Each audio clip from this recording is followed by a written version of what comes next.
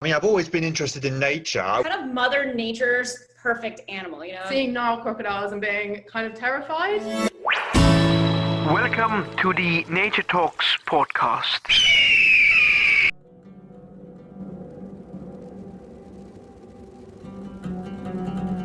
Welcome to Nature Talks, the podcast where we explore biodiversity, conservation, and environmental storytelling. I'm your host, Erfan Firouzi, and today we have an extraordinary guest, someone who proves that age is no barrier to making a difference.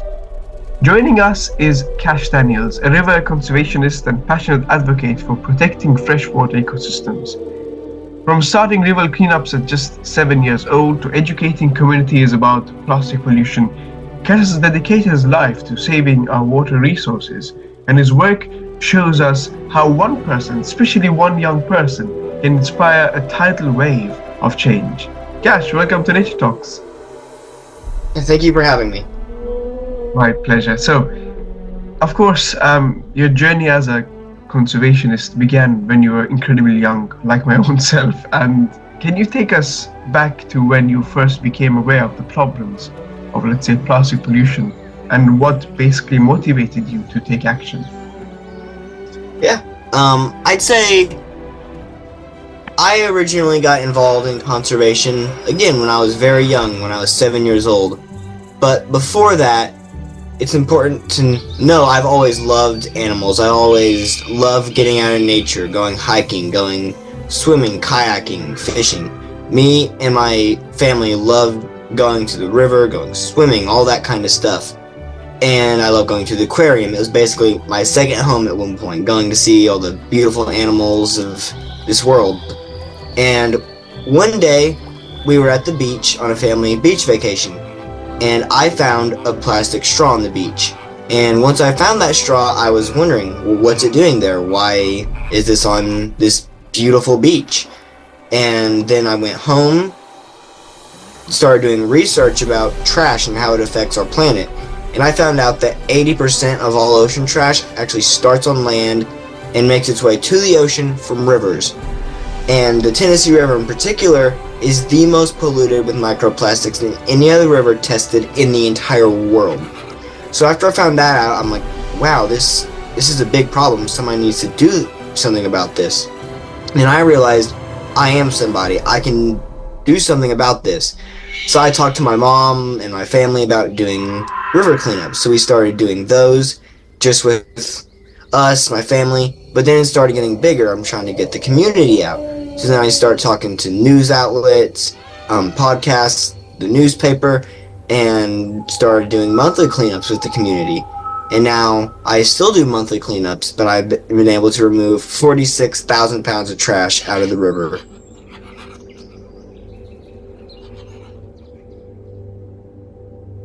That's amazing. That's absolutely incredible. I mean, so many people see a problem out there, and based on my experience, they just think someone else will fix it, or maybe it's the government's issues. But the fact that you decided to be that someone, it's truly inspiring to see. And then those who are listening to this will of course understand that these are not just young leaders like you, but everyone can step up to protect our environment, and they can just join our community, and we can of course lead them. And to be honest, plastic isn't just an issue. Even most of our youths that we have gotten Nature Talks believe that plastic is not just something which we end up we throw in the environment. But I personally have come to realize that like what we throw away doesn't really go away; it comes back to us. And Never goes away. What's funny is that when you go and research about plastic, you will see that, my goodness, those microplastics are actually like magnets. They attract the toxins like sponges in their cells when they go in the environment. So whatever metals, whatever toxins are there in the environment, they just attract it and they hold it in themselves. And then they're eaten by animals, and once they're eaten by, let's say, fish, they end up on our own plates. Or they sometimes end up in the air in which we breathe it in, and we really don't know what happens to them, or the impacts when they end up in our lungs or in let's say our brains now, and etc. So it just, we don't know, and based on a new study, we have found that plastics are giving, let's say, seabirds in Australia, their chicks, brain damage. So that could also happen to us. And of course, we often hear about saving the oceans, but of course, rivers and lakes are just as crucial, because as you mentioned, they always connect the oceans, and usually, the plastic that ends up on land ends up in the oceans through these rivers and other water sources. So can you talk about why freshwater conservation is so important, and what treats these ecosystems, of course, and of course, what threats do they face today?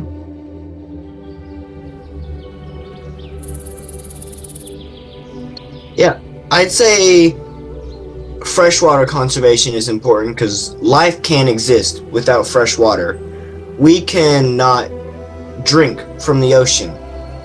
Animals cannot drink from the ocean. Plants can't get nutrients from the ocean. We have to get it from fresh water. Life on Earth cannot exist without it, and I think the statistics are that only 20% of the Earth's water is fresh water. And that's important because I just know on the Tennessee River on its own, 5 million people depend on the Tennessee River for drinking water, and that being the most polluted, all those people have ingested microplastics. And that's just why I think river and lake conservation is so important, because it's vital to our planet's health. I mean, the ocean is vital, but we and every other species on the planet cannot exist without rivers or lakes.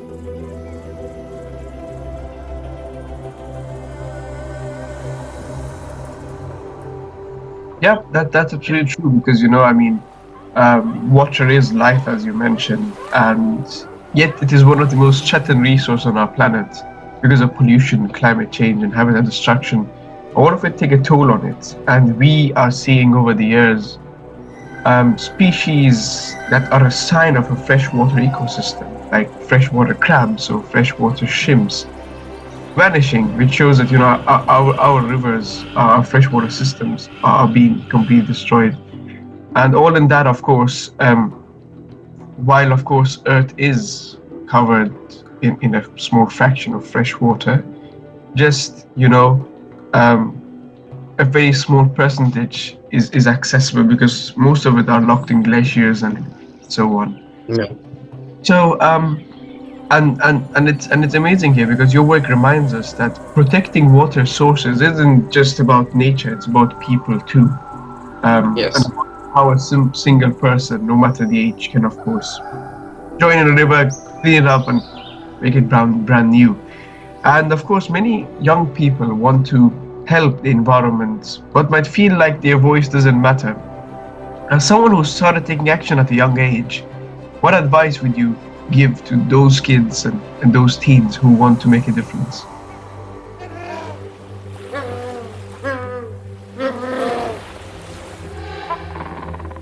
I'd say the advice that I'd give to people my age and younger is that just get out there and try and make a difference. It doesn't have to be about conservation.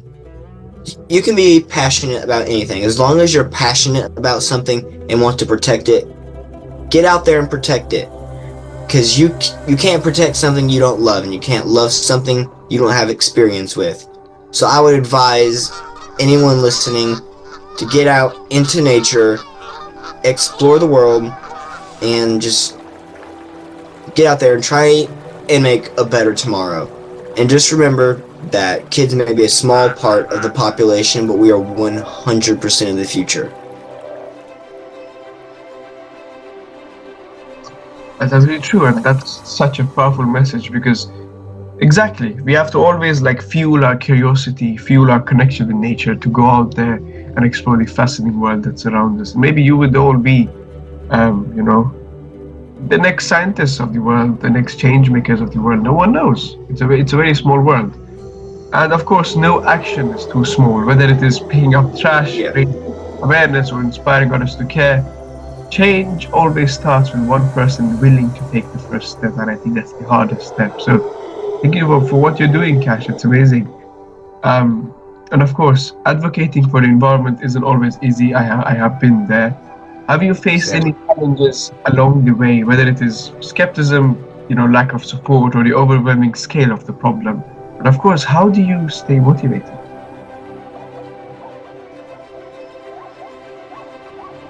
Yeah, I mean, I'd say it's never easy to inspire people and make a difference.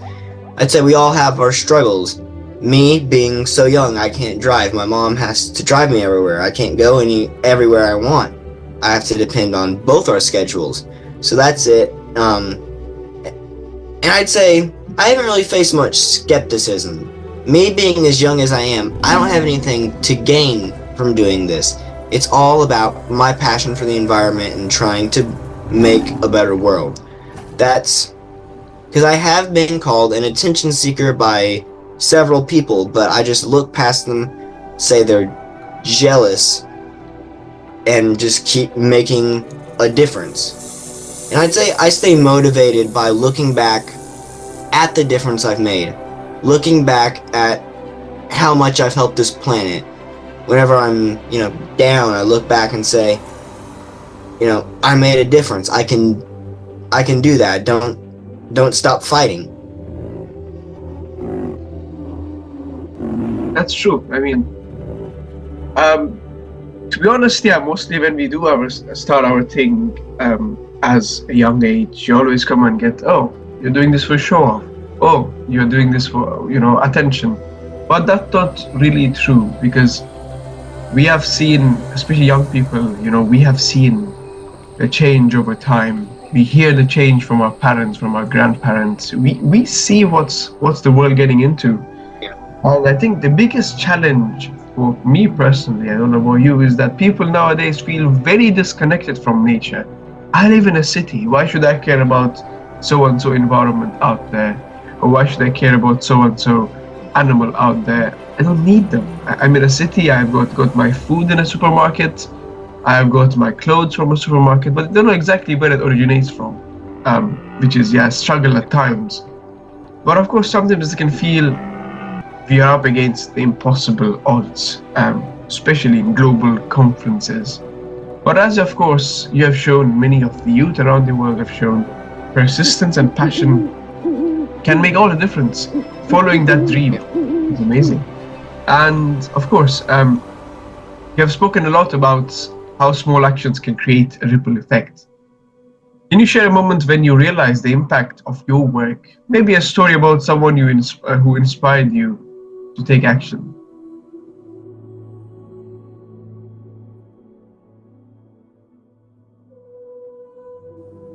Yeah, that's a very good question. I'd say what made me realize I'm making such an effort and such an impact is before I even started my conservation work, I knew this person who worked at our aquarium. Her name was Nikki. She was my mentor. I love going to the animal care facility where they cared for the animals, studying the animals, and just overall being around science and those animals. So when I started my conservation work and I told her about it, and she listened and she started recycling, she started not using plastic. I'm like, if I can do that for a lot more people, for say everybody in my community, I can make the world so much better. If I can get every person to just stop using that water bottle or pick up that plastic bag in the parking lot, this world can be so much better. If every person on the planet would pick up one piece of trash, there would be hardly any left. That's when I knew I had to do this to make a difference. That's amazing. And of course, it's proof that every action, no matter how small, can lead to something extraordinary. And so to all listening to me and Cash today, stop using plastic, take part in cleanup events. It's fun. You get to meet new people, and you're going to make an impact. So let this be the moment where we aim to have more fish than plastic in the sea by 2050. And when people see others taking responsibility, it inspires them to do the same. So you can be an inspiration to others. Yep. So looking ahead, what's your vision for future of conservation? Are there any upcoming projects or goals you're excited about? Yeah. My upcoming goal that I'm most looking forward to is a project I'm working on with Greg Vidal, who is the state representative for District 29, where I live in Tennessee. Me and him are working on getting a balloon release ban passed in Tennessee. I know people who worked on a balloon ban in Florida and other states around the U.S. and I'm working with him to get those banned.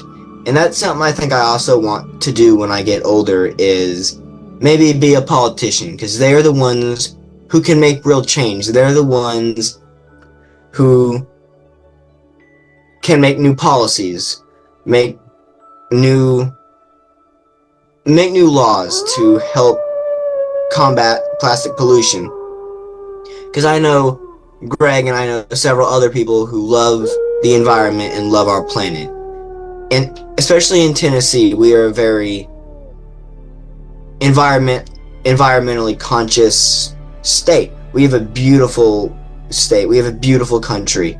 There's just so many different places in America that I wish to protect. That's amazing. Of course, you can do it. Trust me. And I think one of the biggest issues humanity is facing is a lack of research and animals dying out too fast. If we had the research, we would find alternatives for plastic a long time ago. But we're not that research intensive when it comes to the environment. I mean, we know more about the moon than we know about our own oceans. Yeah. Yep. I am really glad that you brought balloons into the talk, because they are such an annoying thing in the environment. You go and clean them. A few weeks back, I was also at an event here in Clean Up Australia, where we cleaned up the environment here at one of the reserves, and it was a river there as well. There was a balloon entangled on a branch. It wasn't coming off. So we had to move the branch with it. So it was annoying, and they can be eaten by animals. They can get entangled in it. It's really, really annoying. People think okay, let's make a wish, release the balloon, it goes up, it goes to space. No, it's going to blow up at some point, and its fragments are scattered here and there. Yeah, because that's the main thing we're trying to do, is just raise awareness that it never goes away. And there's so many better alternatives to that. You can use doves, butterflies, you could blow bubbles. There's so many different alternatives to balloons. And like you said, when you see them, they're most likely in a tree where you can't get it. And that's the annoying part, is seeing trash that you can't get to. And there was also times where we found the plastic that was in Dubai. We found the balloons in birds' nests. So sometimes birds do use them in their nest, which is again one more annoying thing, because it's not supposed to be there, And I think the alternatives you gave of releasing butterflies, especially as their numbers are running down in most of the countries, is amazing. Breed native butterflies, send it to weddings, send it to parties, let them release that instead of balloons. I think that's even more beautiful than a balloon just hopping somewhere. Yep, I can tell that's exciting. So, of course, the work you're doing today is shaping the future, and I can't wait to either see you become a politician or some researcher maybe, or where you're journey next. Yep, of course, we're going to collaborate in the way a lot more, especially when it comes to documentary filmmaking. So, talking about that, we have reached the part of the episode where people love the most, the message or advice from our guests. So, with your experience, Cash, what is one advice or one message you would like to give to the people listening and to the world? Yeah, I'd say one piece of advice I would love to give to the world is just find something you love and protect it, if that be the environment, by picking up trash, raising awareness for climate change, anything like that, and just anything. Raising awareness for cats and dogs in a shelter, raising awareness for the homeless. It doesn't matter. Everything you can do to help the planet, get out there and do it. Make a better tomorrow. And if somebody says you can't make a difference, get out there and prove them wrong. That's amazing. That's a great advice. And of course, we can see through all the work of the youths from all over the planet that conservation isn't just about scientists or activists. For everyone, and it's if each of us does our parts, we can protect our planet for generations to come. So there is hope. Don't be like I've come across people where they're like, climate change is happening, there's no hope anymore. Trust me, the nature's power of recovery, I have seen it. When Yes. Cat goes and cleans these freshwater environments, he has seen how life comes back to the freshwater systems. So yeah, there is hope. Just don't give up, keep going, and let's see what happens. And There's of always course, hope. for those listening who feel inspired by your work, what are some ways they can get involved in freshwater conservation, whether they're just kids or teens or adults? Yeah, I'd say you can get involved in conservation in many ways. You can just pick up a plastic bottle on the side of the road while you're on a walk. Picking up a plastic bag in the Walmart parking lot. It doesn't matter. As long as you're getting out there and trying to make a difference, you will. Every little bit helps. And just get out into nature and start loving our planet. That's wonderful. And of course, Cash, this has been an amazing conversation with you. Thank you for sharing your story with us and your passion for the conservation. But of course, for our listeners out there, all of Cash's work and his social media and other details will be tagged in this video in the description, so make sure to take a look at them. And to our listeners, thank you for tuning in. If this episode inspired you, please share it with a friend, follow Nature Talks on your favorite podcast platform, and take action in your own way. Until next time, let's keep working together to protect our planet and our freshwater systems. I mean, I've always been interested in nature. Kind of Mother Nature's perfect animal, Seeing Nile crocodiles and being kind of terrified. Welcome to the Nature Talks podcast.